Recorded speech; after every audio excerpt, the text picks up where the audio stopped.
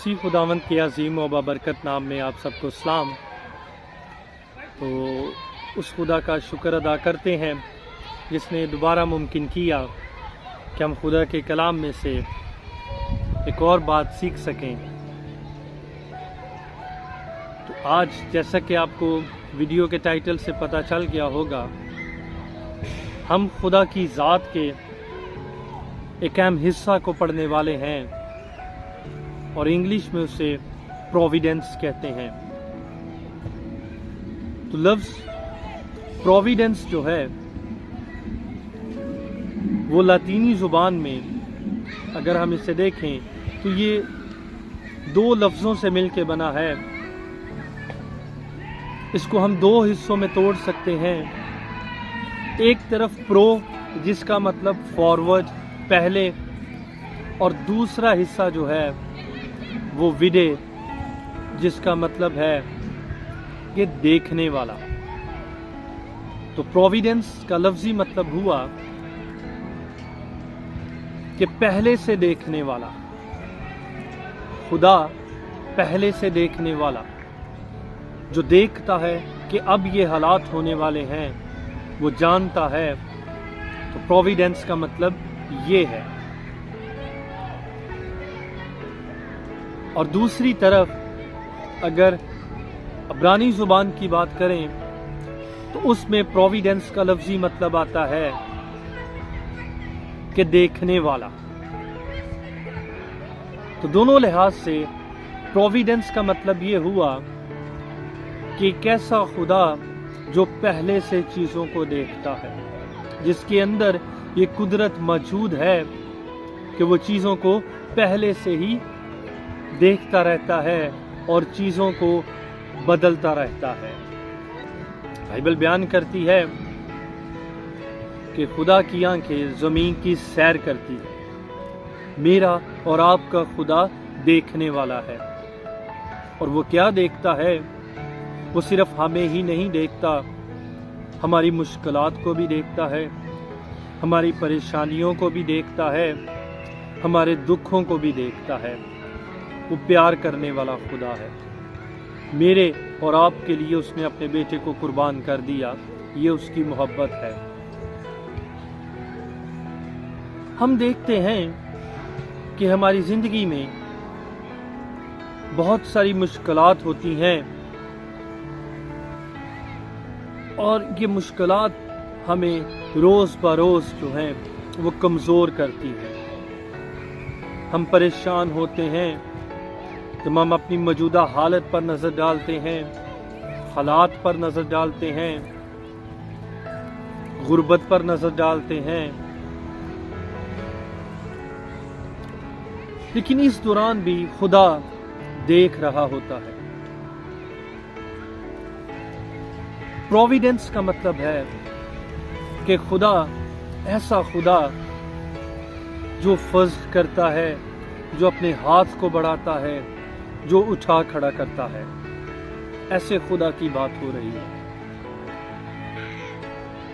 बहुत सारे लोगों से खुदा ने अपनी ज़ात के मुताबिक बात की, खुदा ने मुहैया किया।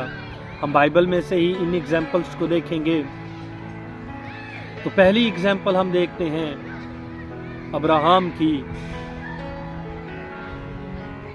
और बाइबल बयान करती है कि जब खुदा के फरिश्ता ने उसे पैगाम भेजा और उसने अपने बेटे को कुर्बान करने के लिए वो अपने घर से निकला, और जब वो उस पहाड़ पर पहुंचा तो उसके बेटे ने कहा क्या बाप, कुर्बानी के लिए बर्रा कहाँ है? तो अब्राहम ने उसे जवाब दिया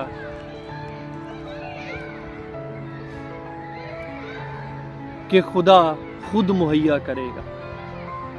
यहाँ पे इब्राहिम जो है वो खुदा को बतौर प्रोविडेंस पेश कर रहा है, मुहैया करने वाला। और लिखा है कि जब वो कुर्बान करने लगा था तो खुदा ने फरिश्ते के थ्रू से पैगाम भेजा और उसे रोका, और उसने देखा कि पीछे झाड़ी में एक बर्रा है। तो वहाँ पे उस जगह का नाम रख दिया गया गॉड इज द प्रोवाइडर। खुदा मुहैया करने वाला, यहोवा मुहैया करने वाला। ये है तो मुश्किल थी इब्राहिम के लिए कि अपने बेटे को कुर्बान करे, लेकिन खुदा इस मुश्किल को देख रहा था, उसके इस सफ़र को देख रहा था, और ऐन मौका पे खुदा ने मुहैया किया, प्रोविडेंस के तौर पे अपने आप को जाहिर किया, और ना सिर्फ उसके बेटे को बचाया बल्कि इस चीज़ को बरकत में बदल दिया। दूसरी मुश्किल देखते हैं पुराने अहदनामा में ही कि जब तमाम ममालिक में कहत पड़ रहा था और इस कहत से बनी इस्राएल कौम मर सकते थे, तो ये भी एक मुश्किल थी जो आने वाले वक्त में आने वाली थी, जो तैयार हो रही थी। लेकिन मेरा और आपका खुदा, क्योंकि वो देखने वाला खुदा है, वो पहले ही देख लेता है, तो उसने क्या किया कि उसने ऐसी एनवायरनमेंट क्रिएट की कि जिसमें यूसुफ के भाई उसके मुखालिफ होते हैं, वो उसको पोतीफार को एज अ नौकर स्लेव बेच देते हैं। वो वहाँ जाता है, सारे हालात बदलते हैं, वो कैद खाना में चले जाता है, वहाँ वो ख्वाबों की तबीर करता है, फिर वो बात बादशाह तक पहुँचती है, वो बादशाह के ख्वाब की तबीर करता है और बादशाह उसको प्राइम मिनिस्टर बना देता है, वज़ीर आज़म बना देता है मिस्र का, और उसके सबब से खुदा बाकी मिस्रियों को बचाता है। वो आके उससे अनाज लेते हैं और ज़िंदा रहते हैं। तो यहाँ पे भी देखें खुदा प्रोविडेंस के तौर पे अपनी ज़ात को पेश कर रहा है, उसकी ज़ात का एक हिस्सा है जिसको वो जाहिर कर रहा है।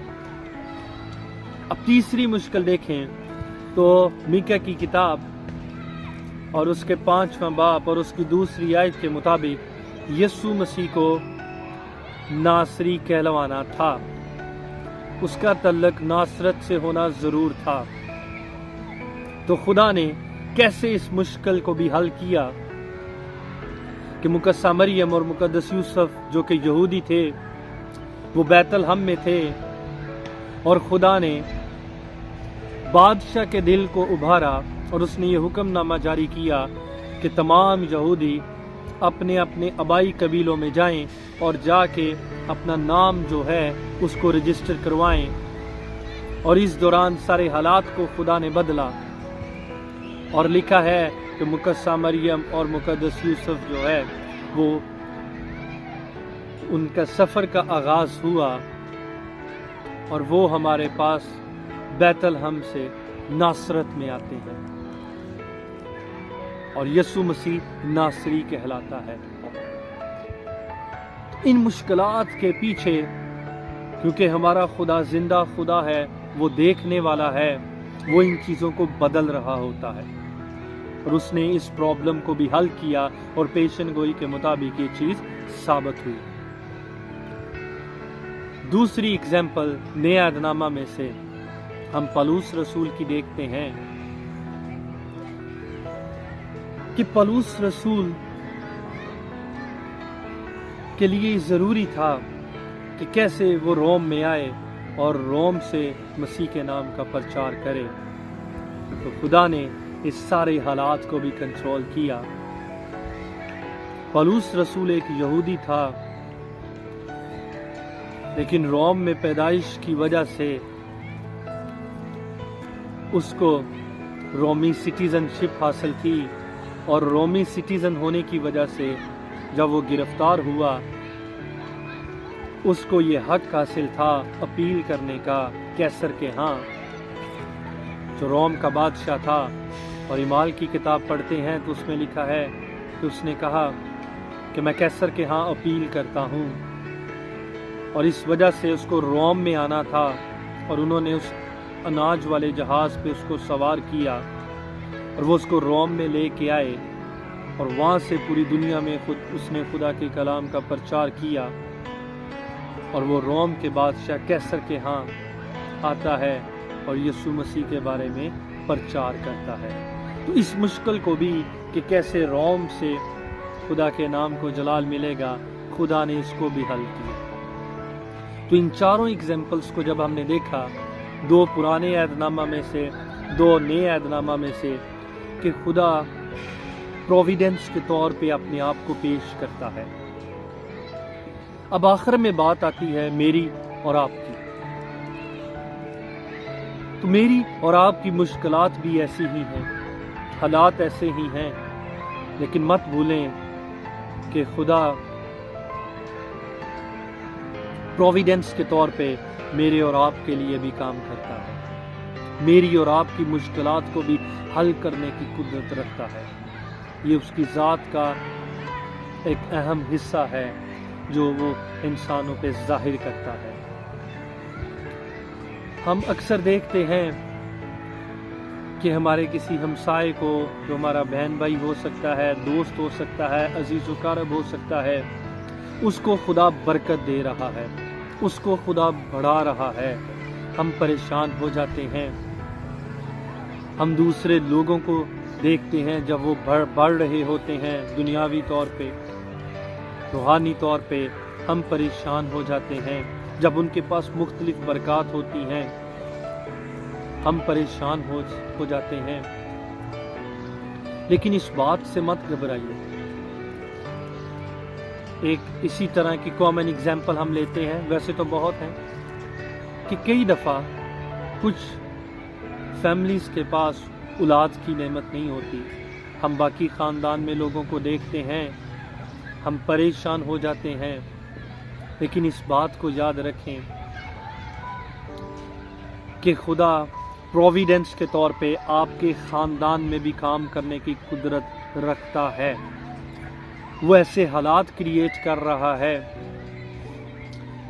وہ ایسے لوگوں کو آپ کی زندگی میں لا رہا ہے جس کے سبب سے وہ آپ کو برکت مہیا کرے گا۔ آپ کو انتظار کرنا ہے۔ جب ہم دیکھتے ہیں کہ ہمارے ہمسائے کو برکت مل رہی ہے تو اس بات سے پریشان نہ ہو، ڈسہارٹ نہ ہو۔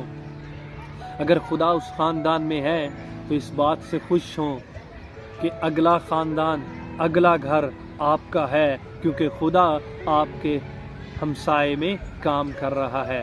ادھر کام کرنے کے بعد اگلی باری آپ کی ہے۔ خدا آپ کے گھر میں آئے گا، خدا آپ کی زندگی میں آئے گا، خدا آپ کو مہیا کرے گا اور پروویڈنس کے طور پہ آپ کی زندگی میں کام کرے گا، اپنے ہاتھ کو بڑھائے گا، آپ پہ نظر کرم کرے گا۔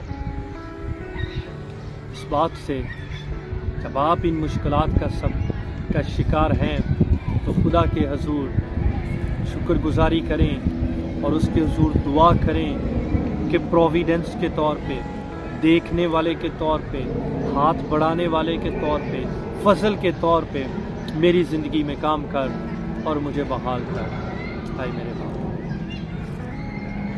لہٰذا آج کے کلام کے وسیلہ خدا مجھے اور آپ کو برکت دے، آمین۔ اس ویڈیو کو لائک بھی کیجیے گا، شیئر بھی کیجیے گا اور چینل کو بھی سبسکرائب کیجیے گا تاکہ ہم اسی طرح مل کے خدا کے نام کو جلال دیتے رہیں، آمین۔